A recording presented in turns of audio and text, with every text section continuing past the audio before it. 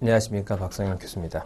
자, 이번 시간에는 CFP 투자 설계의 지식형 파트를 한번 풀어보도록 하겠습니다. 자, 넘어가서 그 거시경제와 금융시장 장이 있습니다. 그래서 총 수요와 총 공급, 이자율의 결정, 환율의 결정 이렇게 나와 있죠. 자, 가봅시다. 자, 1번을 보게 되면은 그 거시경제와 금융시장 파트에서 총 수요 곡선과 총 공급 곡선이 이렇게 나와 있습니다. 그렇죠? 자, 그러면 총 수요 곡선과 총 공급 곡선을 보게 되면 이런 게 있다고 그랬죠? 그래서 장기에는 총 공급 곡선은 단기는 우상향한다. 그 다음에 장기는 직선이다 라고 했었죠. 그러니까 공급을 할 수 있는 한 나라 경제의 공급의 양은 정해져 있다고 그랬죠. 그래서 노동의 양도 정해져 있고 그렇기 때문에 그렇다라고 했고, 자, 그 다음에 수요 곡선은 이렇게 항상 우하향합니다. 그 다음에 얘는 이제 우상향한다 라는 거죠. 그래서 물가가 이렇게 되고, 그 다음에 GDP 이렇게 되겠죠. 자, 그러면 단기 경제에 미치는 영향을 물어봤습니다. 자, 근데 거기 봤더니 농작물 피해가 발생했대요. 그래서 자연재해가 단기 경제에 미치는 영향이 뭐냐라고 물어봤습니다. 자, 그래서 이 물가, 거기 보면 이제 그 비닐하우스가 무너지고 농작물 피해가 감소하면 어떻게 될까요? 공급의 양이 줄겠죠. 공급의 양이 줄니까 이 그래프가 이렇게 이동하게 됩니다. 그래서 이런 식으로 이렇게 이동을 할 수가 있겠죠. 그래서 총 공급이 감소하게 되는 걸 알 수 있어요. 그래서 이 문제에서는 수요가 주는 건 아니죠. 우리가 이렇게 농작물이나 이런 것들을 적게 먹는 건 아니잖아요. 그래서 이제 수요가 줄겠죠.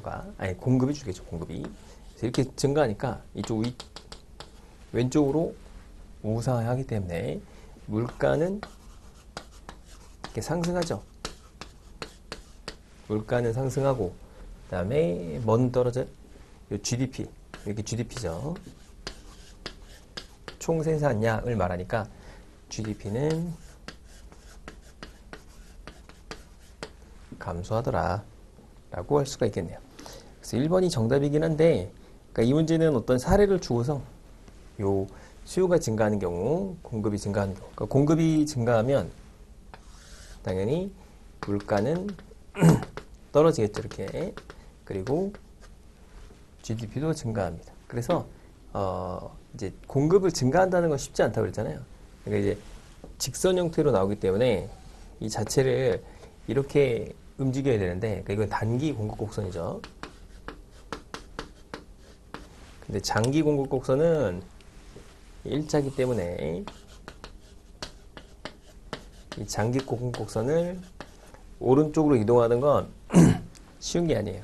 그래서 한 나라의 인구가 폭발적으로 증가한다거나, 대표적인 게 뭐죠? 기술 발전이죠. 기술 발전. 우리나라에서도 계속 기술을 발전시키려고 노력을 하잖아요. 그래서 어떻게든지 간에 옮겨가지고 새로운 산업에 도전하는 거죠. 그래서 지금 AI라든가 이런 쪽에, 전기차라든가 이런 쪽에 투자를 계속 많이 하는 게 그런 이유죠. 자, 2번에 가보면 통화정책 수단입니다. 자, 그러면 확장적인 기조입니다. 자, 거기 문제. 자, 확장적인 기조라는 게 뭐예요?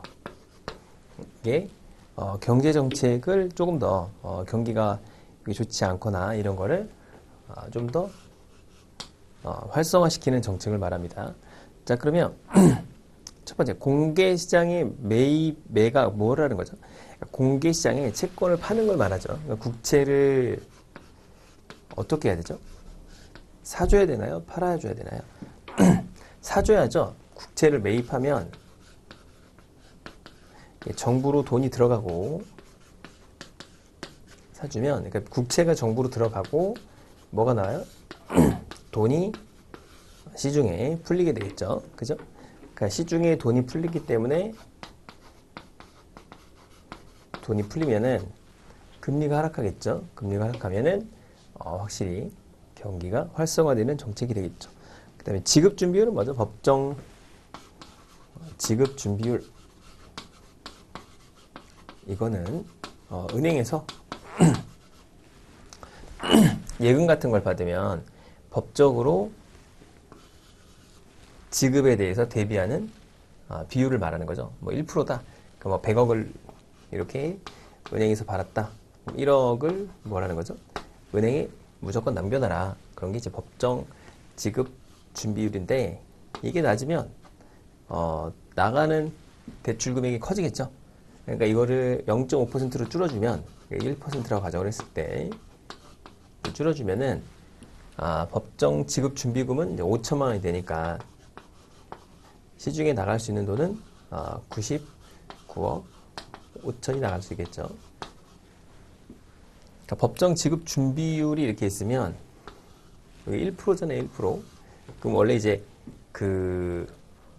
이 신용 창출이라고 해서 금융기관에서는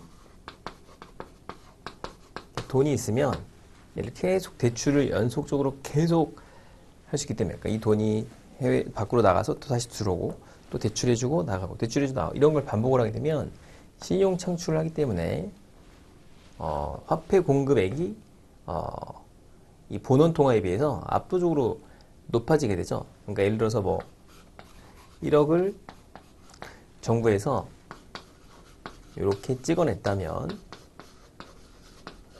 신용 창출을 통해서 발생하는 요 통화액은, 화폐 공급액은 이 법정 지급 준비율 분의 1이 되겠죠. 1% 분의 1 이렇게 돼서 0.01이잖아요. 100배가 시중에 돌아다니게 됩니다. 그래서 약 100억 정도가 시중에 돌아다니게 된다.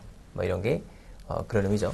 이게 낮으면 낮을수록 분모값이 더 낮으면 낮을수록 이 값이 커지기 때문에 화폐 신용 창출 효과가 점점 커지는 거죠. 그래서 법정 지급 준비율 인하다. 그리고 재할인율이 먼저 재할인율.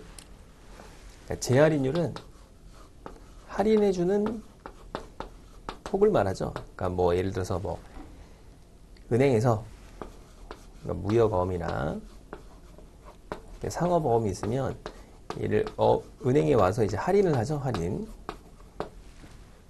그러니까 은행에서 그냥 이렇게 어음이나 상업어음을 받으면 이걸 회사에서 그냥 갖고 있는 경우는 없고 은행에 와서 할인을 받게 되는데,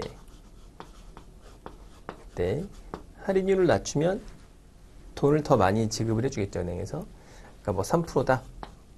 보통 선이자를 떼거든요. 100억짜리 어음을 은행에 와서 떼면 3%를 뗀다. 3억을 떼고 97억이 나가겠죠, 시중으로. 1%를 뗀다.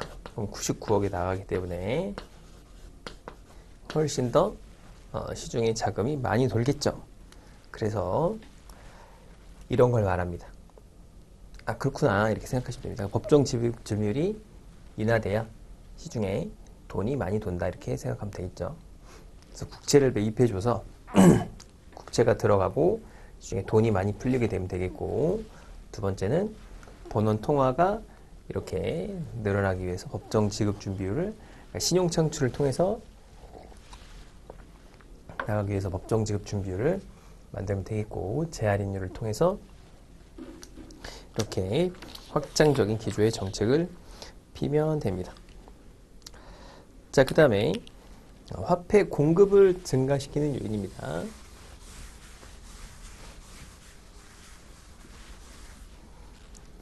자, 화폐 공급을 증가시키는 요인만을 모두 거는 건데,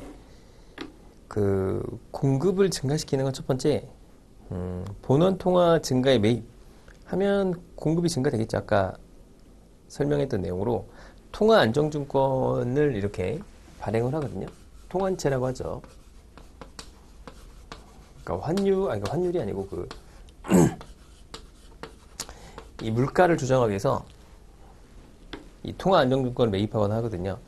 그래서 통환채라고 하는 거를 이제 발행하고 매입하는데, 발행하면은 이제 시중에 돈이 이제 회수가 되니까 그런 효과가 있죠. 그래서 시중 통화를 이제 빨아들일 때는 팔게 되고, 그 다음에 시중 통화를 늘리기 위해서는 이제 매입을 해주죠. 사주면 은행에서 돈이 돌기 때문에. 자, 기억번은 맞네요.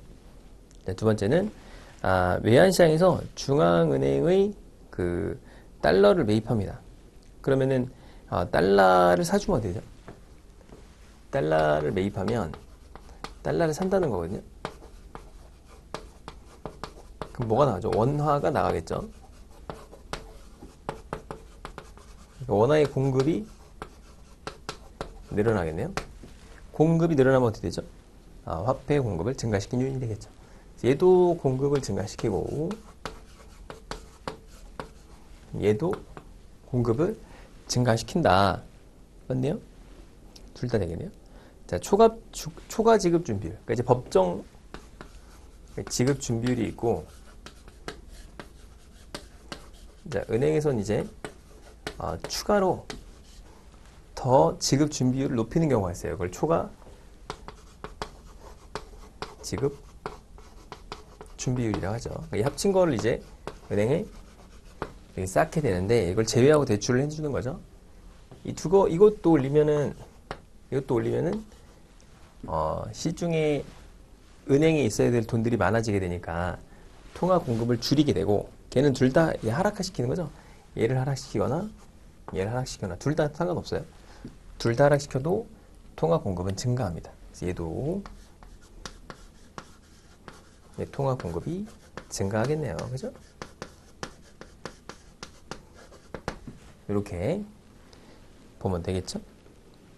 자, 예금은행에 대한 재할인율을 하락시킨다. 아까 마찬가지죠? 재할인율을 하락시키면 똑같은 방식에 따라서 아까 좀 전 문제처럼 통화 공급이 증가하게 됩니다. 맞죠? 자, 4번. 이자율 결정에 대한 적절하지 않은 걸 골라라.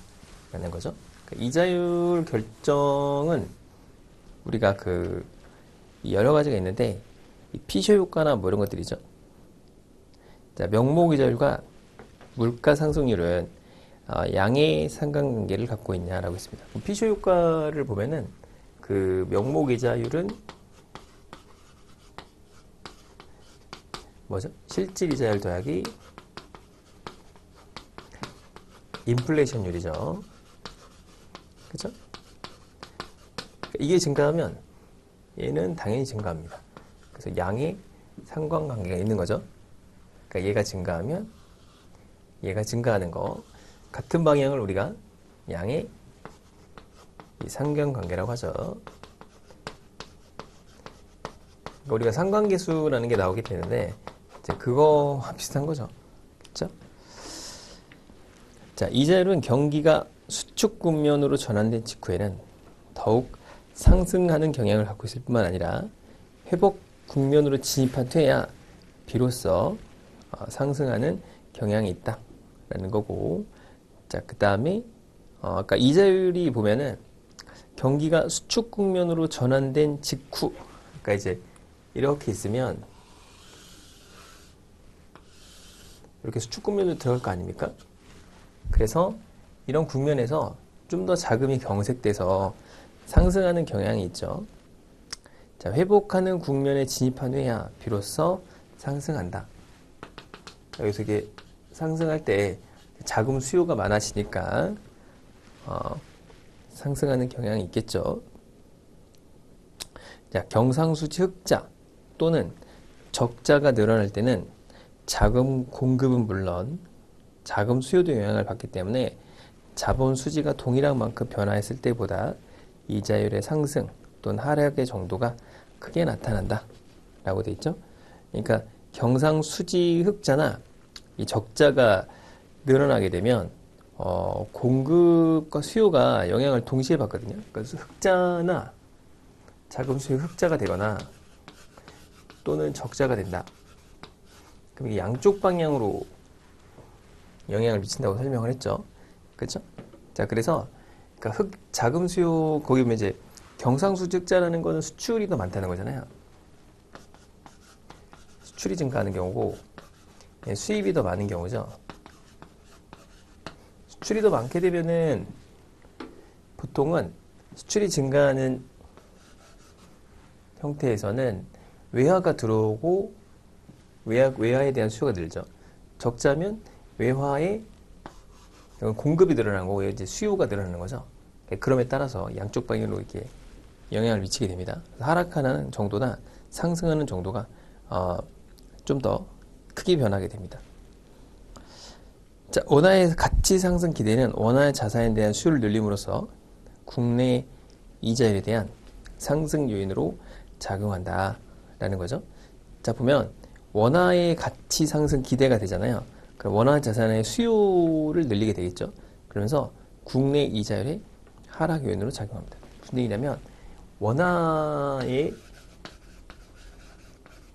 이제 가치가 올라갈 거예요. 그럼 사람들이 더 많은 원화를 수요하려고 하겠죠.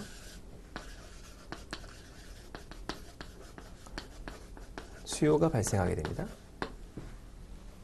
그러면은 이 수요의 증가에 따라서 이자율이 하락하게 됩니다. 하락하게 돼. 자, 그 다음에 자본 자유화는 이자율의 변동성을 크게 한 요인이 된다. 그러니까 자본이 왔다 갔다가 빠르게 되면 변동성이 크겠죠. 그러니까 빠르거나 그 다음에 특히 우리나라 같은 경우 그런 거 아니에요? 그러니까 우리나라가 전 세계 달러의 CD기다, ATM기다, 이런 얘기들이 있잖아요. 그러니까 그만큼 자본을 쉽게 빼고 쉽게 들어올 수 있고 그런 게 있잖아요. 그래서 우리가 이제 이 외환시장도 새벽까지 늘려줬잖아요. 근데 아직까지는 변동성이 크진 않는 것 같아요. 근데 이게 확 튈 수도 있으니까 좀 지켜보고 있거든요. 그래서 우리나라는 굉장히 큰 편이죠. 그러니까 이제 이자율의 변동성이 커지겠죠. 그러니까 자금이 훅 빠지고 훅 나가고 하면은 이자율 변동이 커지게 됩니다. 그렇죠? 자, 그렇게 보면 되겠고. 자, 경기 지표를 해석하는 방법인데요. 경기 확산 지수가 있고 종합 지수가 있고 이렇게 있거든요. 자, 그 다음에 거기 보면 종합 지수는 전체적인 그 전체의 지표들이 있죠. 그래서 동행 지수, 그 다음에 선행 지수 이런 것들이 있잖아요. 자, 봅시다. 경기 확산 지수는 변화 방향만을 종합하여 지수한 거로서 경기 국면의 판단 및 예측, 전환점을 식별한다. 그러니까 확산 지수라는 건 변화 방향, 그러니까 이렇게 올라가고 있냐, 지금 경기가 올라가고 있니, 떨어지고 있니, 이걸 아는 거거든요. 그러니까 경기가 이제 확장 국면에 들어갔는가, 수축 국면으로 들어갔는가만을 판단하는 거예요. 그래서 수축으로 들어갔구나, 이제 경기가 다시 좋아지고 있구나, 이런 거를 판단하는 거죠. 지수한 걸 말합니다. 그러니까 전환점이라는 건 이런 걸 말하죠. 여기가 이제 전환점인데, 그러니까 요거만을 나타내는 지표예요. 근데 종합지수는 이걸 다 할 수 있죠. 그러니까 첫 번째는 방향, 그러니까 올라가고 있니, 떨어지고 있니, 이런 것과 진폭이라는 건 이런 거죠. 이렇게 플럭추에이션이 크냐, 작냐, 이런 거를 알려주는 거고, 그 다음에 전환점, 이건 똑같이 확산지수랑 같이 이렇게 2점이냐, 아니면 이렇게 올라가고 있느냐, 떨어지고 있느냐, 이걸 나타내 주는 거고, 속도, 얼마나 빨리 가고 있느냐, 이런 거죠. 급격히 좋아지네, 확 떨어지네, 이런 것도 알 수가 있는 거죠. 그래서 종합지수에는 선행지수, 그다음에 후행지수, 동행지수가 있죠. 자, 그 다음에 동행종합지수는 동행종합지수 순환 변동치라는 게 있는데, 자, 걔는 그러니까 순환이 어떻게 되고 있느냐를 나타내는 거예요. 근데 그 순환에는 약간 계절적 요인과 좀 특수한 요인들이 들어있어요. 그런 건 좀 제거해야죠. 그러니까 계절이 이렇게 있으면 가을이나 이때 좀 작은 수요가 많거든요. 왜 많냐? 추석이라든가 이럴 때는 좀 돈을 많이 쓰죠.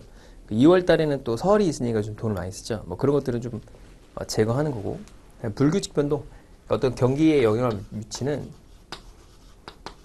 그러니까 규칙적이지 않은 변동을 없애주는 거죠. 대표적으로 IMF라든가 또는 우리가 있었던 것 중에 2008년도 서브프라임 모기지 이런 것들은, 그다음에 코로나 시대 이런 것들이 이제 보통 불규칙 변동인데 이런 것들을 없애버리는 거죠. 그래서 조금 추세 변동 요인들을 제거하고 나면 이게 좀 어떤 데이터로서의 더 큰 의미를 갖겠죠.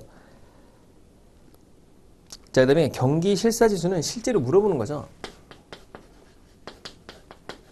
그래서 이제 우리 경영자나 사장님이나 재무 담당자나 이렇게 CFO나 이런 사람들에게 질문을 해서 긍정이면 어떻게 되죠? 긍정 숫자와 부정 숫자를 나누어서 긍정 숫자가 부정보다 많으면 100 이상입니다. 50이 아니라. 플러스 100이 있다고 그랬죠? 부정이 많으면 100 이하예요. 이하. 그래서 전체 응답자 중에서 긍정 마이너스 부정 더하기 100이죠. 곱하기 100 한 다음에. 그쵸? 그러니까 전체 인원이 100명이다. 그럼 전부 다 긍정이면 1이 되죠. 1. 100 곱하니까 100 더하기 100이니까 200이 되겠고, 그러니까 전체가 200부터 최대 얼마까지 가능하죠? 그러니까 얘가 0이고 이게 100이면 마이너스 100이잖아요. 곱하기 100이면 얘는 마이너스 100 더하기 100이니까 0 사이에 존재하는 거죠. 그쵸? 그러니까 얘가 51이고 얘가 49명이다. 이렇게 되면 2명일 거 아니에요? 2명? 긍정이 부정에서 뺀 게 2명 정도 나오니까 약 얼마죠? 2%. 2% 곱하기 100이니까 2가 되겠죠? 더하면 102가 됩니다. 그래서 100이 중간이고, 그러니까 0보다 큰 게 아니에요. 100보다 큰 거죠. 100 이하면 경기를 부정적으로 보는 업체가 더 많겠죠? 자, 그런 거고. 자, 계량 모형은 그걸 기억해야 돼요. 설추 뭐라고 해서 설정, 추정, 모의 실험을 해요. 그러니까 어떤 데이터를 만들려면 우리가 이제 이러이러한 게 있으면 이런 영향을 미치겠구나 이런 생각을 하는 거죠. 그러니까 예를 들어서 이자율이 하락하면서 통화량이 증가하면서 뭐 경기 뭐 건설 경기가 좋아지면서 뭐 이런 조건들이 있겠죠. 그러니까 변수가 있을 거 아니에요. 독립 변수 이런 게 있으면 그 변수에 따라서 어떤 현상이 발생을 할 거 아니에요. 이제 그런 걸 우리가 이제 이렇게 이제 예측을 해보는 거죠. 예측. 이렇게 되면 경기가 좋아졌나? 과거에 이렇게 패턴을 생각해서 이러이러한 변수를 넣으면은 이게 경기를 이렇게 예측하는 이런 경기의 현재 상태가 이렇게 변화된 거를 이러이러한 몇 가지 변수를 넣었더니 이렇게 나오더라 라고 이렇게 생각을 해보는 거예요. 사람이 어떤 모델을 설정하면 이렇게 나오냐 생각을 해보는 거죠. 그러면 이러이러한 변수, 뭐 아까 말했던 뭐 이자율, 뭐 통화량, 뭐 이런 것들을 넣었더니 뭐 실업률 이런 걸 넣었더니 경기 방향이랑 똑같이 나오네. 이렇게 넣었으면 향후에 어떻게 나올까? 이렇게 모델을 설정하게 되죠. 모델을 설정하는데 그럼 우리는 상식적으로 모의 실험을 먼저 할 것 같잖아요. 그렇진 않고 추정을 합니다. 이렇게 되면 향후에 이렇게 될 거야 라고 추정을 해요. 추정. 그 다음에 모의 실험을 해보는 거죠. 그러니까 요즘에는 이 실험 비용이 어마어마하게 낮아졌다고 그래요. 그러니까 그 실험을 하는 거는 물론 뭐 이런 건 이제 사회학적인 실험이기 때문에 비용이 그렇게 들진 않지만 뭐 예를 들어서 뭐 시약을 쓴다거나 아니 진짜 뭐 폭발을 시켜봐야 된다거나 뭐 이런 거면 돈이 엄청 들 거 아니에요. 그쵸? 자동차 이게 뭐 충돌 실험을 한다. 그만 1000대는 부닥쳐 봐야 된다면 1000대 가격이 나올 거 아닙니까? 비싼데 그걸 AI가 하다 보니까 엄청 비용이 떨어졌다고 해요. AI가 추정을 하는데 그 값들을 이용해서 계산해 보니까 거의 비슷하더라 라는 거죠. AI가 실험을 해보는 거예요. 대단하죠. 그래서 그런 거를 이제 과학에도 적용하고 그 다음에 사회학에도 적용하고 이렇게 하고 있습니다. 그랬더니 대단하다, 잘 맞더라 이런 거죠. 그러니까 우리도 보면은 뭐 이렇게 주식 추정하고 막 이런 거잖아요. 우리 맨날 이렇게 돈에 관련된 걸 이제 추정하려고 하잖아요. 그러니까 경기나 돈 또는 뭐 주식 이런 데 추정을 하는데 그렇게 잘 맞진 않나 봐요. 100% 이겨야 되잖아요. AI가 다 맞추면 100% 이겨야 되는데 그렇진 않더라. 자, 그 다음에 6번. 자, 적절한 걸 고르라고 했어요. 자, 향후 경기 국면과 전환점 단기 예측에는 선행지수 전년 동월비가 사용되는데 이 지표가 현재까지와 반대 방향으로 3개월 이상 연속하여 움직이면 경기 전환점을 발생한다라고 얘기를 합니다. 이게 뭔 말이냐면 이 전환점이 되게 중요하잖아요. 경기가 이제 꺾이고 있느냐 아니면 좋아지고 있느냐라고 하는 이 전환점을 파악하는 게 생각보다 중요하거든요. 그래야 이제 경기 예측에 따른 그 정책 변경을 할 거 아닙니까? 그렇겠죠. 뭐 금리를 낮춘다거나 또는 뭐 이 채권을 더 발행한다거나 뭐 이런 일을 해야 될 거 아니에요. 그죠? 전환점이 중요한데 그건 어떡하냐? 이 선행지수가 있어요. 경기 선행지수가 있죠. 종합지수 중에 그 선행지수 중에서 이 전년 동월비, 그러니까 전년 대비 얼마나 상승했느냐를 계산해서 이게 예를 들어서 이렇게 올라가다가 갑자기 떨어지는 거예요. 떨어지는 게 한 3개월 정도 연속되면 경기가 꺾였구나. 경기 예측방이 틀렸구나. 이렇게 바뀌었구나라는 걸 알 수 있어요. 그러니까 예를 들어서 막 이렇게 떨어지다가 갑자기 올라가는 게 3개월 됐다. 그러면 경기가 이제 전환됐구나. 이렇게 알 수 있다는 거죠. 그래서 지표들이 이렇게 있으면 그 지표들을 연속해서 추정을 하기 때문에 계속 모니터링을 하죠. 그러니까 우리나라처럼 통계 정보가 정말 빨리 나오고 정확하게 나오는 나라가 없어요. 없습니다.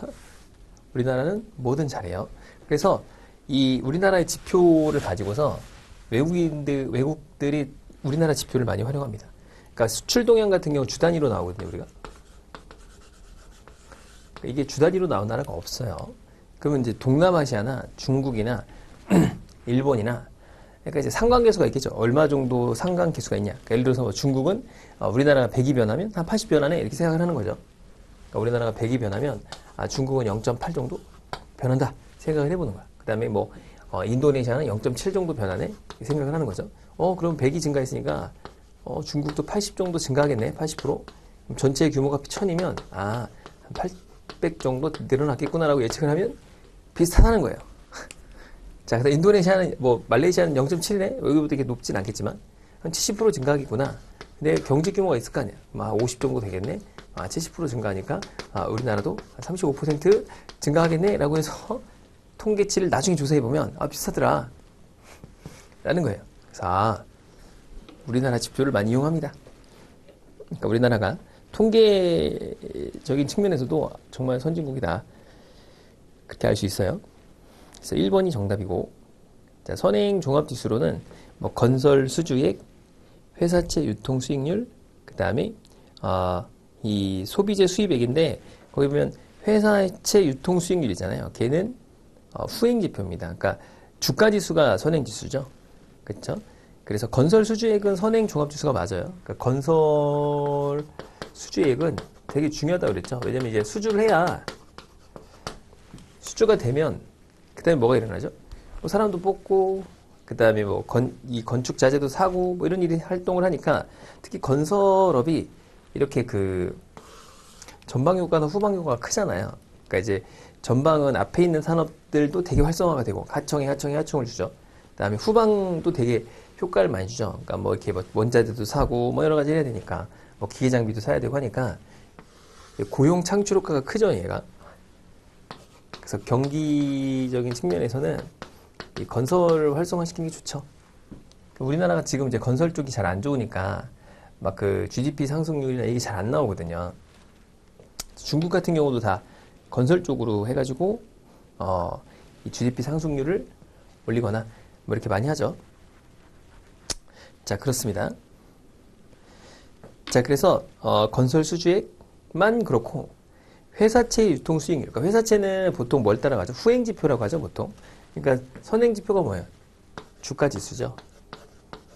그러니까 주가 지수가 올라가면 향후에 경기가 좋아지겠구나 이렇게 예측을 할 수 있죠. 자, 소비재 수입액. 소비재는 나중에 나타나는 지표예요. 그 소비재 같은 경우는 우리가 이제 돈 많이 벌고 그러면 그때 이제 사잖아요. 돈도 안 버는데 벌써 사나요? 아니죠. 그럴 수 있죠. 돈을 벌지 않았는데 사는 사람도 있겠지만 보통은 돈을 많이 벌고 나면 그때부터 이제 사기 시작하잖아요. 자, 3번. 80에서 90으로 상승하면 부정적으로 보는 업체가 긍정적으로 보는 업체보다 적다는 의미인가요? 그러니까 80에서 90이면은 여전히 뭐가 많아요? 부정업체가 더 많습니다. 100이 기준이기 때문에 자, 거기 보면은 부정적으로 보는 업체가 긍정적으로 보는 업체보다 적냐? 아니죠? 그러니까 부정하고 거기 이제 글을 잘 읽어오면 부정하고 긍정이 있으면 긍정이 더 많냐? 이렇게 물어본 거거든요? 아니죠? 부정 업체가 더 많아요, 현재는. 90이기 때문에. 그래서 그 많다는 의미다. 자, 그 다음에 거시기량 경제 모형은 단지 시간 변수나 당의 시계열의 과거 관측치 또는 일부의 관심 경제 변수 간의 상관계수를 바탕으로 작성되냐. 그게 아니고 이 경제 모형 중에서 시계열 모형에 대한 설명이죠. 그러니까 시간 변수나 시계열의 과거 관측치를 갖다가 나타내는 건 계량 경제 모형. 그러니까 거시계량 경제 모형은 그러니까 이것저것 다 합친 거야. 그러니까 뭐 이자율은 어떻고, 뭐 통화량은 어떻고 이런 걸 다 통합적으로 계산해가지고 계산하는 모형을 말해요.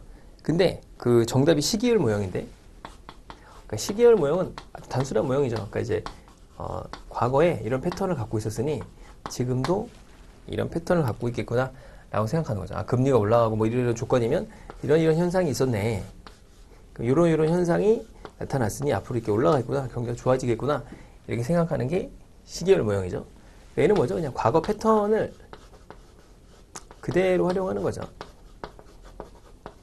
그러니까 일종의 그 주식에 보면은 뭐 기술적 분석 이런 것과 비슷한 거죠. 근데 그렇게 하면 되나요? 아니죠. 이렇게 될 리가 없죠. 그래서 정확도는 떨어지겠죠. 근데 비용이 이제 적게 드니까 굉장히 활용도가 높다. 그러면은 얘를 많이 쓰냐? 거시기량 경제 모형은 이 모형을 만들고 막 프로그램 써야 되고 돈도 많이 들고 사람 써야 되고 막 그렇잖아요. 똑똑한 사람 써야 되고 하니까 돈이 많이 들겠죠. 둘 다 쓰죠, 둘 다. 그쵸? 그러니까 뭐 내가 돈도 없고 데이터 양도 적고 그러면 그냥 시계열 모형 쓰는 거고, 내가 돈도 많고 그다음에 뭐 되게 중요한 정보 오고 그런 경우는 이제 거시기량 경제 모형을 쓰게 되죠. 자, 우리나라에선 현재 경기 동향을 파악하기 위해서 동행 종합 지수를 분석하는데 계절 변동, 그다음에 불규칙 변동, 그다음에 순환 변동, 그러니까 순환 변동 요인이 아니고 추세 변동 요인이에요. 추세 변동 요인. 그래서 그걸 제거한 수치를 사용하게 됩니다. 좀 어렵죠? 그래서 이 문제가 좀 어려웠던 문제였다라고 생각하면 됩니다. 자, 넘어가서 자, 경기 동향 분석입니다. 자, 경기 종합 지수는 진폭은 알 수 있으나 다 알 수 있어요. 그래서 선행 종합 지수가 그런 거 알 수 있다고 하잖아요. 그러니까 진폭도 알 수 있고 속도도 알 수 있고 변화 방향도 알 수 있고 다 알 수 있습니다. 자, 그 다음에 동행 종합 지수로는 이 건설 기성액, 그러니까 기성고라는 건 이제 기성고 방식에 따라서 지급해 주는 걸 말하죠. 그러니까 뭐 한 30% 지으면 30% 주고 뭐 40% 지으면 40% 주고 이런 걸 말하는 거죠. 자, 근데 거기 보면 그 상용 근로자 수는 이 후행 지표입니다. 그러니까 일용 근로자 수가 있고 상용 근로자가 있는데 상용 근로자는 정규직이죠, 일종의. 그러니까 상용 근로자는 왜 후행 지표죠? 그러니까 회사가 처음에 이렇게 조금 좋잖아요. 좀 좋아질 것 같아. 그럼 사람을 바로 고용하나요? 그러지 않죠. 고용은 굉장히 경직적입니다. 고용의 경직성은 원래 어느 나라나 다 큽니다. 그러니까 정규직을 뽑질 않죠. 잠깐 좋아졌다고 정규직 뽑나요? 그렇진 않죠. 그러니까 뭐 이 커피숍 같은 것도 막 갑자기 손님이 늘어요. 그럼 뭐 일시적이겠지 생각해서 알바생 쪽을 뽑지. 막 이렇게 막 갑자기 막 매니저 막 엄청 뽑아가지고 월급 주고 그러진 않잖아요. 근데 얘가 계속 좋아. 회사가 막 계속 잘 돼. 막 커피숍에 손님이 막 빵빵 터져. 막 그리고 난리가 났어요. 그럼 어떻게 하죠? 매니저 뽑고 막 정규직 뽑잖아요. 그죠? 그러니까 정규직을 뽑는 경우는 거의 마지막쯤에 가서 뽑거든요. 그러니까 도저히 이제 그 일용직으로는 버틸 수 없어. 차라리 상용직을 뽑는 게 좀 더 비용적인 측면에서 세이브가 되는 경우, 그런 경우죠. 그러니까 이제 우리가 일용직을 생각하면은 비용이 저렴하다고 생각하는데 사실은 프리랜서를 쓰면 훨씬 비쌉니다. 근데 내가 이제 고용해서 쓰면 뭐 이것도 부려먹고 저것도 부려먹고 할 수 있잖아요. 그러니까 좀 더 싸요, 원래. 그러니까 직원을 내부화 시키는 이유는 뭐 여러 가지 이유가 있긴 하지만 비용적인 측면에서 더 저렴합니다. 우리가 렌트카를 빌리면 비싸잖아요. 근데 차를 왜 안 사죠? 한 번에 돈 많이 들어가니까, 그러니까 큰 금액이 들어가고 고정비가 들어가니까 그렇잖아요. 근데 뭐 한 번 정도 쓰는 거는 렌트카가 낫겠지만 뭐 계속 주구장창 계속 써요. 그럼 당연히 렌트카보다는 자가차를 사는 게 낫겠죠. 뭐 그런 느낌입니다. 그런 생각을 해주면 되겠고. 자, 그래서 거기 보면 그렇다. 자, 이렇게 보면 되겠고. 자, 동행 종합지수는 추세 변동 요인을 제거한 순환 변동치다 라고 돼 있죠. 그래서 경기의 국면 전환점 판단에 사용하는 거는 그 선행지수입니다. 그래서 전환점 예측에는 선행지수 전년 동월비가 사용되고요. 3번이 정답이죠. 3번. 동행 종합지수에 대해서 추세 변동 요인까지 제거한 순환 변동치를 사용하는 거 이거 맞죠? 자, 국면과 전환점을 예측하는 데는 선행지수 전년 동월비입니다. 그러니까 4번에 그 향후 경기 국면과 전환점의 단기 예측은 선행지수 전년 동월비예요.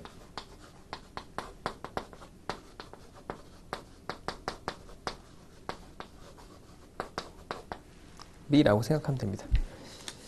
자, 그 다음에 동행지수가 아니고 선행지수죠. 그 다음에 그 동행지수 순환변동치와 선행지수 전년 동월비의 증감률, 진폭 등의 그 큰 의미를 갖지 않기 때문에 움직임의 방향에 유의해야 되는 거죠. 그렇죠?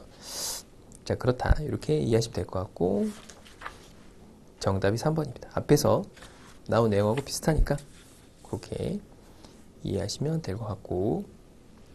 자, 경기 순환의 원인입니다. 경기가 왜 이렇게 순환되냐? 그러니까 미국 경기는 지금 순환을 안 하고 계속 좋잖아요. 근데 이것도 원래 이제 그 장기 파동이 있고 뭐 단기 파동이 있고 뭐 주글라 파동, 키친 파동 뭐 이런 거 많잖아요. 그래서 이렇게 경기가 이렇게 순환이 되는데 그럼 이제 경기를 이렇게 하면 안 돼요. 뭐 이렇게 그냥 평생 좋게 만들면 안 되네. 그러니까 이렇게 꾸준히 이렇게 올라가게 하거나 그냥 좋으면 되잖아요. 계속 이렇게 경기가 계속 좋으면 안 되냐? 안 되더라 이게 안 되더라. 안 되더라. 그 이유가 뭐냐? 그러니까 경기가 순환하는 원인이 뭐냐를 이제 잘 예측한 거죠. 그래서 누구는 뭐 재고 원인이다. 아니면은 뭐 기술의 발전이더라. 뭐 이런 거를 얘기한 거죠. 첫 번째, 어떤 충격 요인이 발생해서 이런 충격에 대한 경제가 반응하는 과정에서 경기의 순환이 발생한다고 이해한다. 그러니까 어떤 충격이 있겠죠. 뭐 수요 충격이나 공급 충격이라는 그런 수요적인 충격과 또는 공급적인 측면, 공급의 충격 이런 것 때문에 발생한다 이런 거죠. 뭐 예를 들어서 뭐 이렇게 경영자들은 돈을 잘 벌리고 뭔가 사업을 해서 돈을 잘 벌리면 또 재투자를 계속하죠. 그럼 재고가 쌓이는 문제가 생기죠. 아무 생각이 없는 건 아닌데 잘 되잖아요. 확장하죠, 확장. 확장해서 망한 경우가 많잖아요. 그러니까 식당이 되게 잘 돼. 그래가지고 확장했다 망한 애들 많잖아요. 그러니까 너무 많으니까 재고가 막 쌓이는 거죠. 그러니까 이제 그런 예측이 이제 안 되는 경우도 되게 많잖아요. 막 잘 될 것 같다가도 한 번에 훅 넘어가고 이런 경우도 많거든요. 그러니까 재고가 쌓이니까 이 재고가 계속 쌓이는 과정에서는 경기가 좋다가 이제 재고가 너무 쌓이니까 사람들의 수요가 어느 정도 한계는 있잖아요. 그러니까 재고 쌓인 걸 처분하는 과정에서 이렇게 경기가 안 좋아지더라. 이런 게 이제 공급적인 충격에 의해서 경기 순환이 일어난다는 뭐 대표적인 게 그런 거가 되겠죠. 자, 그 다음에 거기 보면 통화당국의 자의적인 통화량 조절, 이건 프리드만입니다. 그러니까 프리드만 이 나오는 순간 그냥 통화주의 학파거든요. 얘가 통화주의자예요. 그러니까 중앙은행의 역할을 되게 강조한 게 그 밀턴 프리드만이거든요. 그러니까 현대 경영학, 현대 경제학 같은 경우는 밀턴 프리드만, 시카고 학파가 이제 꽉 잡고 있단 말이에요. 이제 그 사람들이 주장하는 게 이제 이 통화 당국의 자의죠. 그러니까 중앙은행의 어떤 통화 조절 때문에 경기 순환이 발생한다고 생각을 하는 거죠. 그렇죠? 그래서 2번이 틀렸습니다. 자, 루카스는 경제학자들은 이 일반 물가 수준 변화에 대한 판단 착오로 인해서 공급과 수요의 변화를 주어서 경제 변동이 초래한다고 본 것입니다. 그러니까 이 물가 수준의 변화, 그러니까 물가가 변화하는 거에 대해서 예측이 서로 다르다는 거죠. 그러니까 공급자와 수요자 간에 판단 차고가 일어나는 거야. 그래서 물가가 올라갈 것 같으면 되죠. 물가가 올라갈 것 같으면 이제 물건 가격이 올라가잖아요. 그럼 생산을 미리 해놓는 거죠. 그래서 물건을 비싸게 팔아보려고 하는 거고, 수요자들은 어떻게 빨리 살려고 하는 거죠. 뭐 그런 거에 대한 예측이 판단 착오로 발생한다. 자, 슌페터 나오면 뭐죠? 슌페터는 기술 발전. 요거는 무조건 외우셔야 돼요. 뭔가 잘 모르더라도 슌페터는 기술 발전에 의해서 이렇게 경기가 순환하더라라는 그런 겁니다. 그렇죠? 이론이 많이 맞다는 게 정론이기도 해요. 그러니까 새로운 결합 또는 기술 혁신이 되냐. 그러니까 슌페터가 말하는 기술 혁신이라는 건 어떤 거냐를 예측하는 것도 사실 후행적이긴 합니다. 그러니까 예를 들어서 뭐 AI가 기술을 발달시켜서 혁신이 가져올 거냐라고 현재 생각하고 있죠. 전기차는 약간 좀 캐즘에 빠졌죠. 그러니까 이제 캐즘이라는 거는 이렇게 뭐 이 제품이라는 거는 PLC가 있어요. 수명 주기가 있거든요. 그리고 도입기가 있고 성숙기, 아니 성장기가 있고 성숙기가 있고 쇠퇴기라고 하는 어떤 일종의 그런 그 제품의 라이프 사이클이 존재하거든요. 프로덕트 라이프 사이클이라고 하는 PLC를 갖고 있어요.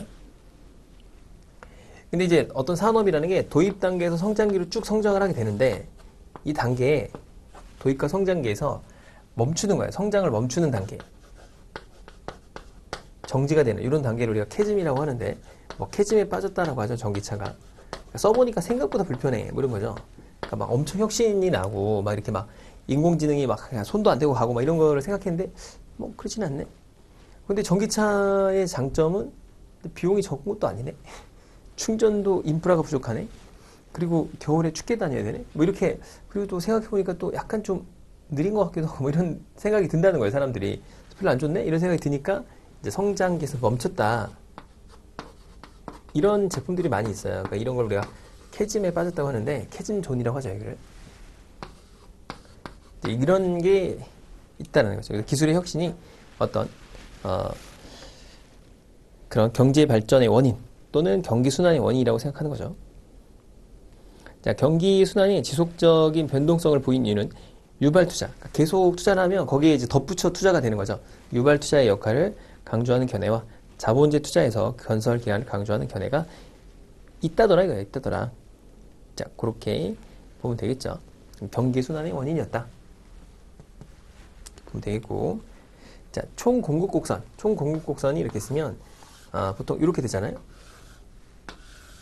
그래서 이게 서플라이 곡선이고 디맨드 곡선이 될 텐데 이쪽 우리가 GDP라고 했죠.